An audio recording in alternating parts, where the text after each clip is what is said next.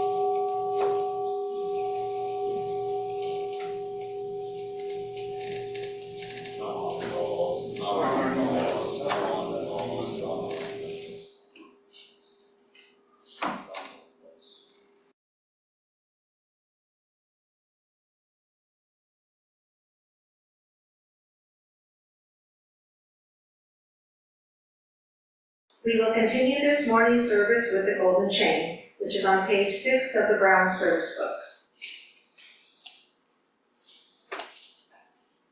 I am a link in Amita's golden chain of love that stretches around the world.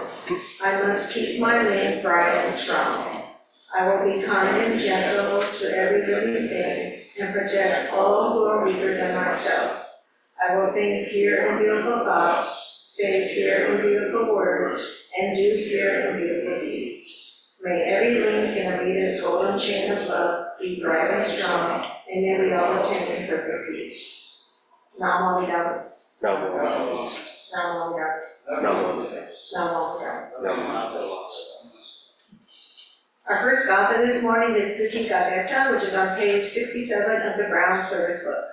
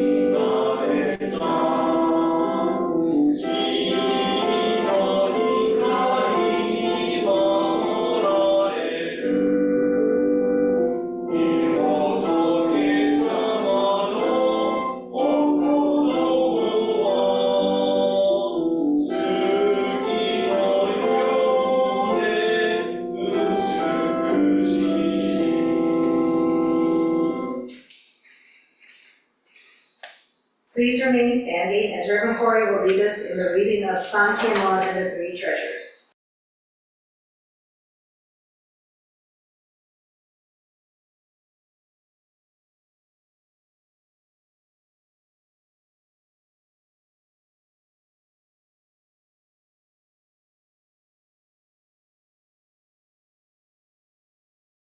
Sankyemon.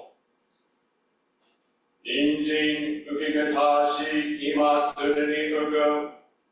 仏法聞きがたし今すでに聞く。おのに根性に向かって土世順はさらにいずれの章に向かってかこの明道線。来週もろともに指針に三毛に消えし立て祭るべし。伊豆から仏に消えし立て祭る。まさに願わくは人と共に大道を体系して無常義を起こさん。伊豆から法に消えし立て祭る。まさに願わくは人と共に深く共存に入りて知恵組のごとくあん。伊豆から僧に消えし立て祭る。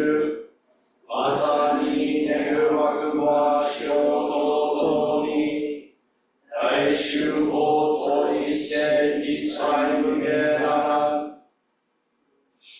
宇宙人人世の方は約千万号にもあよことがたし、我ら今検問し受理することへたり、めぐわくは如来の真実義を下しさてまつらん。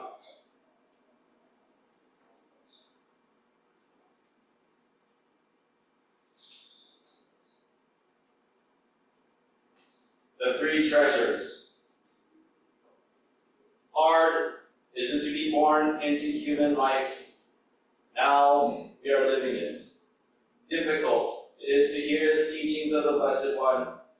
Now we hear it. If we do not deliver ourselves in the present life, no hope is that we shall be free from suffering and sorrow in the ocean of birth and death. Let us reverently take refuge in the three treasures of the truth. I put my faith in Buddha. May we all together absorb into ourselves the principle of thy way to enlightenment and awaken in ourselves thy supreme will. I put my faith in Dharma. May we all together be submerged in the depth of the doctrine and gain wisdom as deep as the ocean. I put my faith in Sangha. May we all together become units in true accord, in thy life of harmony, in a spirit of universal family, free from the bondage of selfishness. Even through ages of myriads of kalpas, hard is it to hear such an excellent, profound, and wonderful doctrine. Now we are able to hear and receive it. Let us thoroughly understand the true meaning of Paramitas teaching.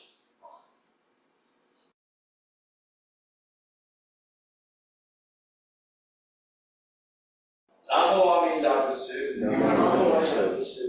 Namo Amida Butsu.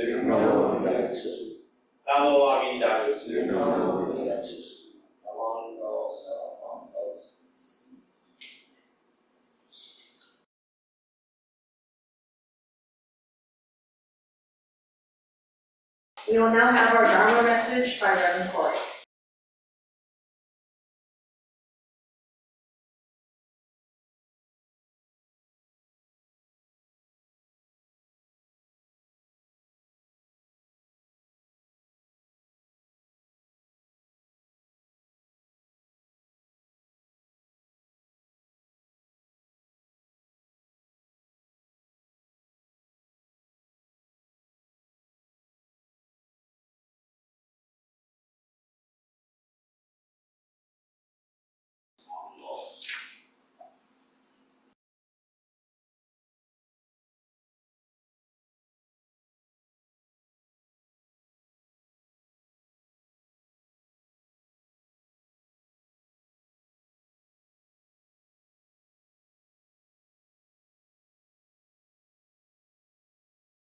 Kansho.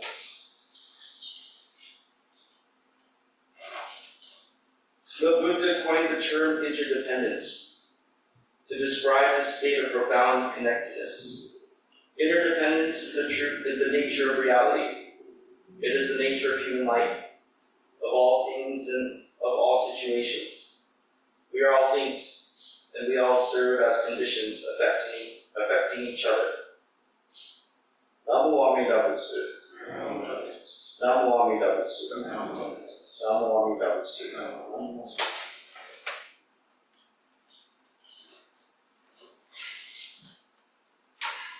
Good morning, everyone.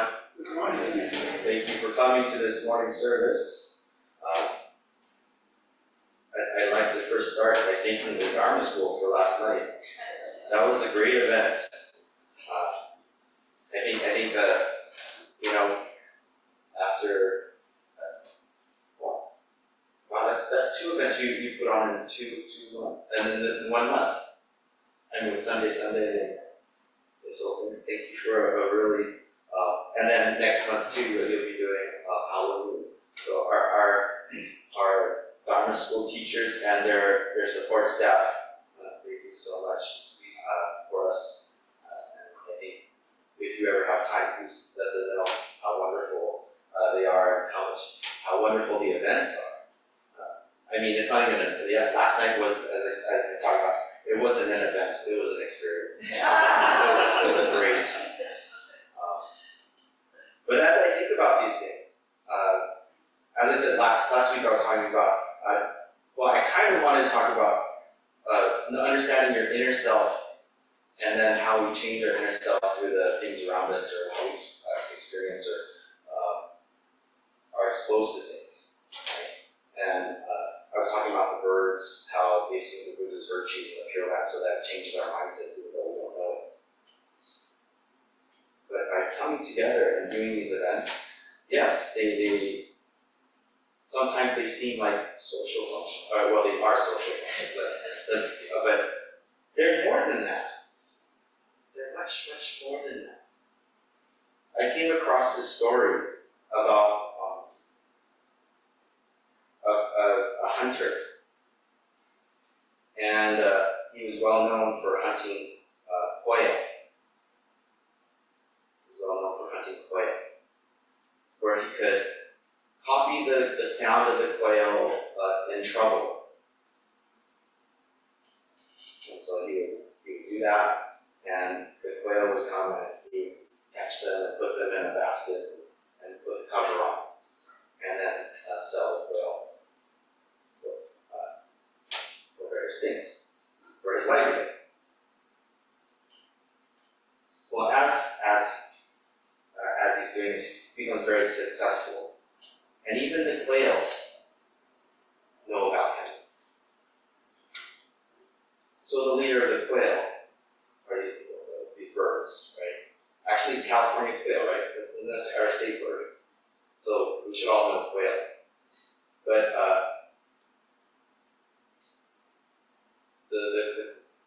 this leader of the quail, the king of the quail, says, everyone, we must all work together. Once we get caught, we need to then work together to all stick our heads up as high as we can to push the lid of the basket open. So the quail hunter comes, catches the quail, and as they're gathered into this basket, they count off 1, 2, 3, and extend, and they open the basket and they run away. Now, this happens day after day. Of course, the quail are safe, but the hunter, now his livelihood is in jeopardy. So he has to think about, well, how can I do this better? How can I improve the process of quail hunting? Or how can I observe what the quail are doing so that I keep them in this basket, or keep them before they run away? So he watched them, and then for a couple days or one time, he keeps losing the quail. And then he realizes there's moments where he hears them making more noise than usual. Or there's moments where it sounds like they're fighting. So he waits. He catches as many as he can. Of course, I thought about this story. I said, why don't the quail just not go? Right? But if it's someone you care about, and you hear the call, you kind of have to. So he catches them, and he starts to wait for this moment where they're about to. One quail in this story stepped on another quail's head, and that first quail got upset and started pecking at pecking at this. So they started fighting inside the basket. That's what was happening. Before they can organize, they fought. And so the hunter covered the basket even heavier. And as they were fighting, the king was in there and said, "We must all stop. We must all work together." But because of the many of these stories, they kind of have sad endings, to be honest. Because of this fighting, it was really hard for him to get them to stop. And the hunter was able to take home his prize. Now, this is how the story ends. Because this is to talk to us about human nature. Excuse me. Now, I could have said, oh yeah, the quail stopped and pushed the basket off again and got away. But sometimes in our as human beings, it's like these events, right? We're gathered up in the basket, we have to work together, and then survive, or have a good time, and go on. But if there's conflict of even just two people, and they can't get over their conflicts, or they fight, what does the future hold? I guess I talk about this too because we're doing a lot, We're doing a lot. And I know it's always this, as I said, how many grammar school teachers we have? 6. And helpers.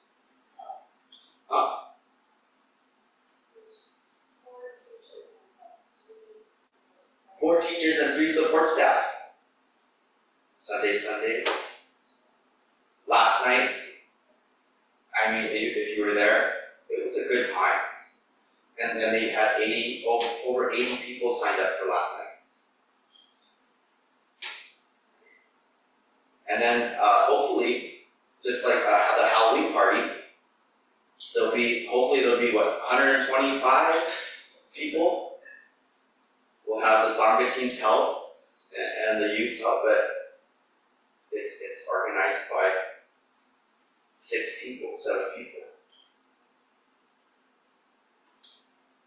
So no matter what we do, when we come together, again, it's not just an event, it's an experience. It's an opportunity for us to come together and enjoy each other's company.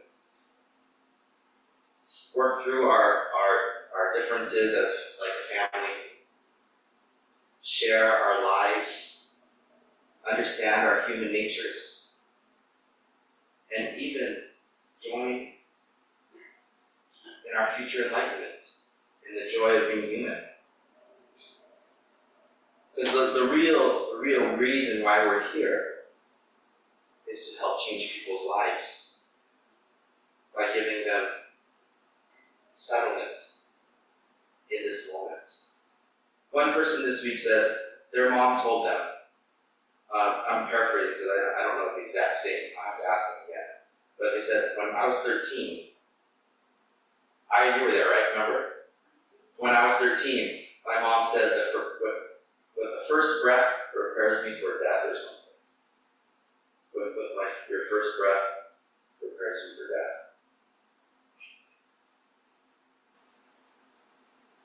Shakyamuni Buddha taught basically the same thing. Through illness, old age, and death. We don't have time to worry about things. We don't have time to be naked. We had a wonderful exercise in getting over our personal fears or issues and just sharing our true selves with a microphone and a song. And that's what I'm thankful for that event.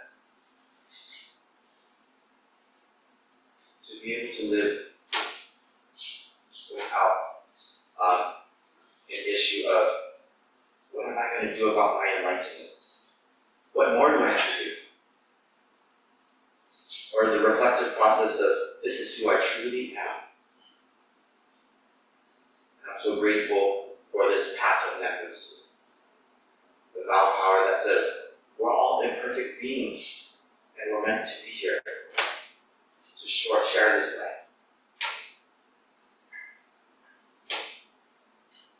So with that, I'd like to read one passage and end my message. I read on interdependence, but then of course the main purpose of us, if our future enlightenment or Buddhahood, is understanding of emptiness and how important this interdependent nature, or saying, I need the support of everyone, and how it truly matters. So with this, please join the question. The concept of emptiness is based on the idea that all things are empty of inherent existence and nature, and that nothing exists in isolation. Instead, everything is interdependent and exists only in relation to other causes and conditions. This includes physical objects, mental states, and the concept of self. Namo Amida Butsu. Namo Amida Butsu. Namo Amida Butsu. Namo Amida Butsu.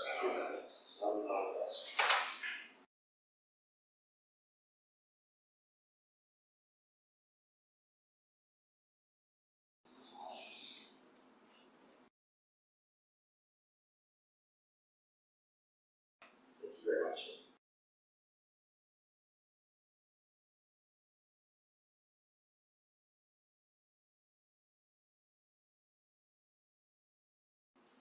Thank you, Sensei, for your message. Now we will have a reading of the Paramitas and the 6 Paramitas, which are on pages 4 and 5 of the Ground Service Book.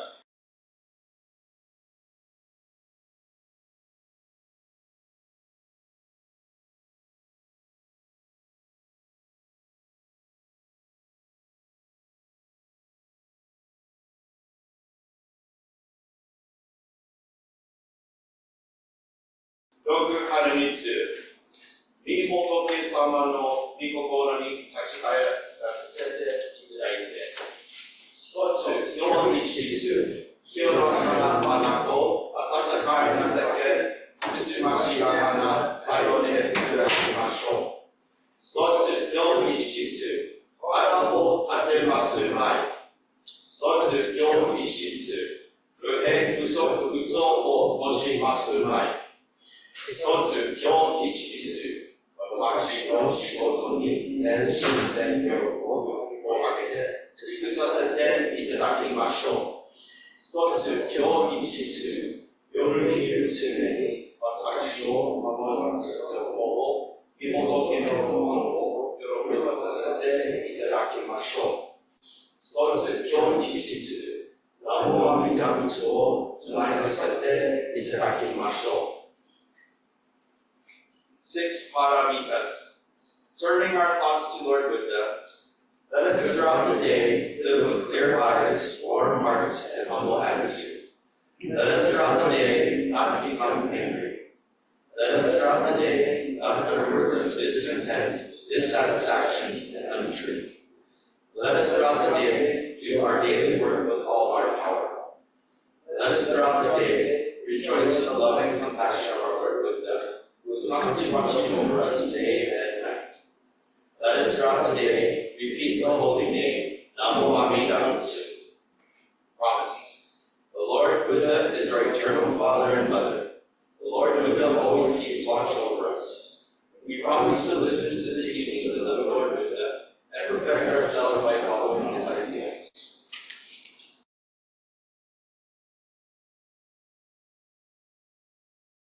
Namo Amida Butsu. Namo Amida Butsu. Namo Amida Butsu. Namo Amida Butsu. Namo Amida Butsu. Namo Amida Butsu.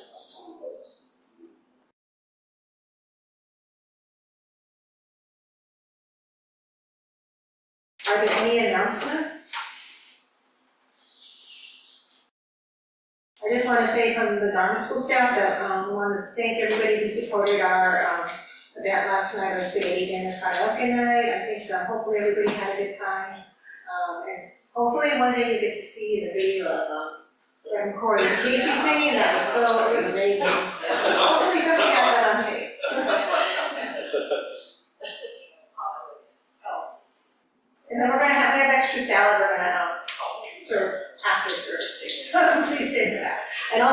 is that, again, we have our Halloween party, October 27th from 4 to 7.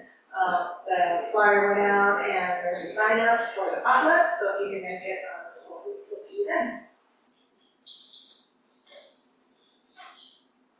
Good morning. Just a reminder, we're having a craft fair on Saturday, October 12th from 10 to 3, where we'll be selling a lot of handcraft items, and we'll also have a bake sale. So again, that's Saturday, October 12th, 10 to 3.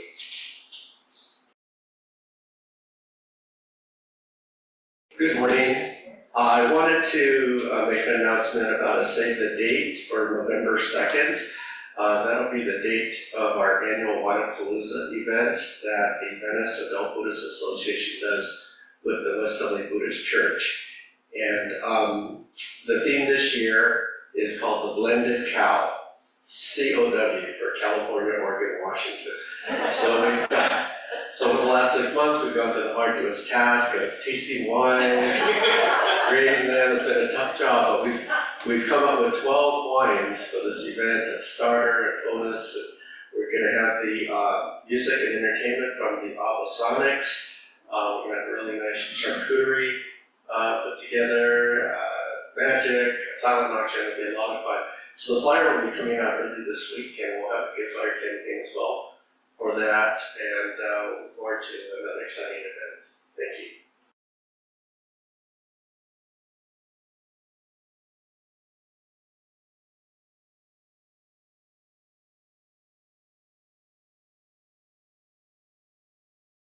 I really can't remember what I was supposed to say. Oh, no, I do.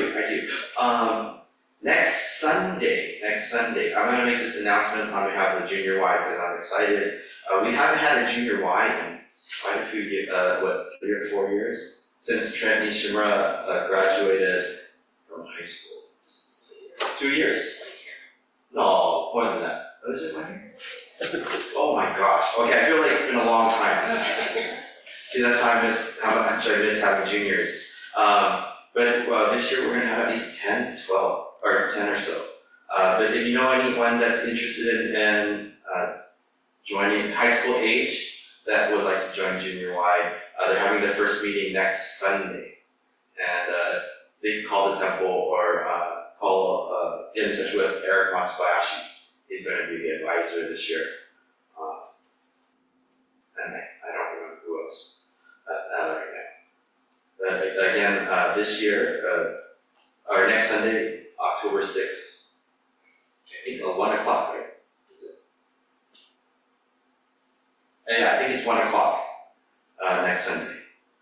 And I wanted to know, don't leave Jack, I'm not that good, but everyone was amazing. I just want to say, the kickoff was the Bellies and the Haleys and Cami, and I think that it really set the mood for everyone. They were fearless and just saying their hearts out, and everyone that went up was so impressive. I did get Ron was amazing with his Japanese sukiyaki. and I already told Judy, but I was really impressed with her Italian number too. And her voice was so good. But, everyone was just amazing. So I do have a lot of them. I didn't record the whole night, but I recorded some. So hopefully I'll put that on Google Drive or something. Okay. Well, thank you.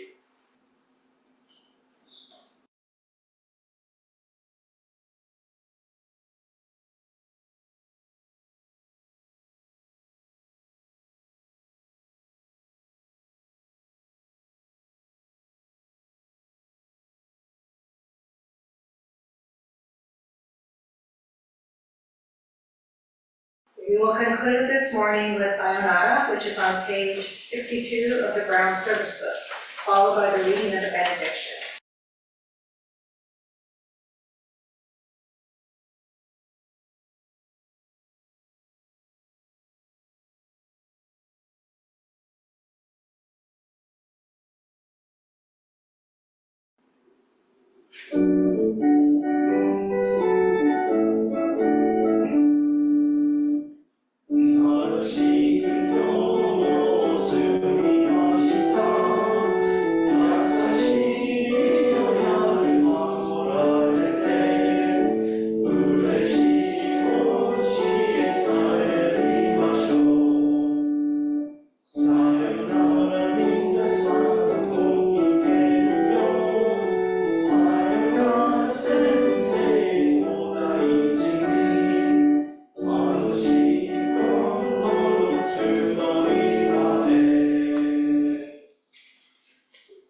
surround all people and all forms of life with infinite love and compassion. Particularly do we send forth loving thoughts to those in suffering and sorrow, to all those in doubt and ignorance, and to those whose feet are standing close to the great change we call death.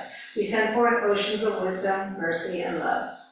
Namo Amida Butsu. Namo Amida Namo Butsu. Amida Butsu. Namo Amida Butsu. Namo Amida Butsu. Namo Amida Butsu. Thank you for attending this morning's service. You're welcome to stay for the study class led by Richard Modiano after our Bonbu project class.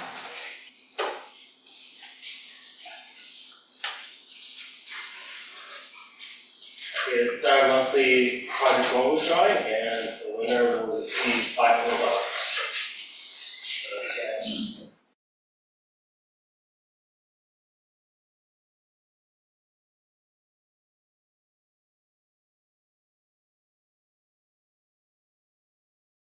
The winner is Judy Wong, so congratulations.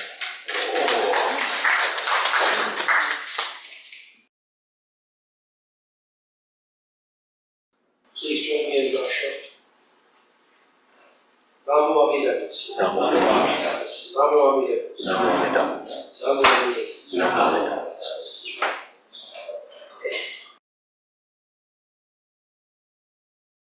To give a gloss on Sensei Yamamoto's talk this morning, he talked about interdependence and emptiness. And these are two concepts that are closely related to Buddhism, the Mahayana Buddhism specifically. And the Sanskrit word for emptiness is shunyata. In Japanese, it's ku. It's written with the kanji for sky. So emptiness can also be, interestingly enough, understood as fullness. Because what is empty is you have no self-nature. You're made up of all these other things, so you're filled with all these other experiences and things that have happened to you that make you who you are. So sort of the classic example to describe you have no self-nature is, in order for there to be a wheel, you need a rim, you need spokes, and you need a hub. If you take away any one of those things, you don't have a wheel. So in order to be who you are, you need a mind and you need a body. And you need food, water, a place to live, and so on. And all of these things, without any one of them, you're not you. You're not going to live. If you don't have water, you will die. If you don't have food, you will die. If you don't have a body and just a mind, we're not going to be able to relate to you because we can't see you. So that's basically the idea of emptiness. It's that there's no metaphysical entity existing in you that survives death. You don't have a soul that goes on. What gets reborn in Buddhism is your mind stream. You don't have a mind stream. And this mind stream are all the constant changes of emotional changes, intellectual changes, thoughts that are happening at any given moment. What's done is proprioception, which is your awareness of yourself. And you're aware of yourself because you're thinking and you have a physical body that feels things and that impacts your thinking. And this mind stream, in Buddhism, the individual is said to be made up of 5 elements. Form, which is your body, feelings, perception, impulse, and consciousness. And so, for example, you have a body, which is the support for the other elements. So feeling is, once you have this body, you can feel things outside of yourself. So impulse is, once you feel these things, you are drawn to them automatically. So you have an impulse to find out what these things are. And then conceptions is, you give labels to these things that are out there. That's a cat, that's a dog. This is salty, this is sweet, and so on. And consciousness is what puts it all together. It's a sort of the factor that unifies all of these processes. And they are processes. And skanda itself means heat. So these are the 5 heaps, and they can be broken down into other art. Basically refers to heaps of rice. So all of these other concepts can be broken down even further. So for example, your body is flesh, blood, bone. And even though your bones are made out of calcium, there's bone marrow and so on. So all of these things can be broken down. So that's why we call them heaps. And that includes all the other ones that form field perception, consciousness. And as far as interdependence goes, that's another thing that is important in Mahayana Buddhism. Because nobody exists apart from other people. I'm standing here and I'm wearing these clothes that I did not make. I bought these clothes in the store. Somebody else made these clothes. So for example, I'm wearing a pair of pants that's made out of cotton. That cotton was grown on a farm somewhere, and it was harvested by somebody, and it was put in a cotton gin by somebody else. The cotton was sent to a place where it was milled into cloth, and then from there it went to another place where it was cut into a pair of pants. And then from there it went to a retail store, which is where I finally got it. So in order to wear my pants, all these other things had to be involved in that. All these uncountable number of people who were at the farm, the guys that drove the trucks, that brought the cotton from the farm to the mill, and another truck driver brought it from the mill to the place where it was tailored, and then somebody else took it to the retail store. All that, you can't have pants without all that other stuff, so we are dependent on that. That is what interdependence means. And if you take it down to a more personal level, this temple exists because of the people that come here and support it. So, and the reason we come here to support this temple is because it gives us something back. So we have an interdependent relationship with the temple. We talked about the Dharma School karaoke night last night, and all the people which is how Sensei began his message, all the people who came together who had to cooperate and make that happen. So that is another example of interdependence on a social level. And of course, you go to work and all of your co-workers are there, and your job would not exist without all of these other people, whether you get along with them or not, whether you like them or not, whether they do their job the way they're supposed to or not, they're all part of it. And that's the reality that we have. So that is basically what interdependence is. It's the exact opposite of what's sometimes called the egotistical sublime. I'm the captain of my soul. I can do everything. I don't need anybody else, which is not true. And along these lines, there's a movie called Rio Bravo, and the director who made this movie, Rio Bravo, Howard Hawks, said he wanted to make a movie where the sheriff was played by John Wayne, who was sort of the epitome of I myself alone can do everything. So he wanted to make a movie where the sheriff has to rely on other people in order to do his job. And in the story, the premise is he's got this bad guy in jail and his gang are going to break him up. And he said, I don't need any help, but he does need help. So he's helped by, in figures of the genre, there's like the comical Mexican who helps him. There's a crippled old man who helps him. There's an untried youth who helps him, and a town drunk. So basically, marginalized people or outcast people all come at crucial times in helping him stave off the bad guys who are trying to break into the jailhouse. And he does need all these people. That was sort of the message of the movie. All these people are there when you need them because you can't do it alone. There's nothing you can do. Of course, you can go through your daily life, cook your dinner and whatnot, seemingly alone, but the dinner that you were cooking came from somewhere else. You did not, let's say, if you're going to have a steak, you didn't pasture that cow from which the steak came, feed it, then slaughter it yourself, butcher it, and then cut out the steak and then bring it home. No, somebody else did that. So even if you live by yourself as I do, I know that everything that I have in my house was made by somebody else. What? There for me to use by somebody else. That is the idea behind interdependence. So really, that you think that you are by yourself, doing it all by yourself is an illusion. If you fall into that illusion, that's not real. The reality is we depend on everybody else. And whether we like these people that we depend on or not, that's the way it is. So that is what interdependence is. And this is a Buddhist concept that I think is entirely valid in applying outside of Buddhism to social organization and everything else. And even a physicist will tell you that you cannot have water without the right amount of molecules coming together. It's CO2, it's carbon dioxide, H2O, it's two hydrogen atoms and an oxygen atom coming together. There's no water, there's no carbon without two carbons.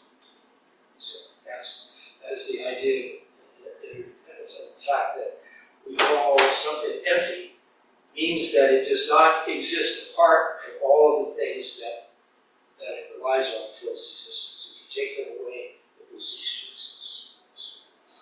That's my cosmos. That's these comments. If you have any questions? Sure. What's the difference between interdependent and interconnected? Well, if they're synonymous. To be interconnected, they're synonymous. Anything else? Okay, well, thanks for coming, thanks for listening. Close it.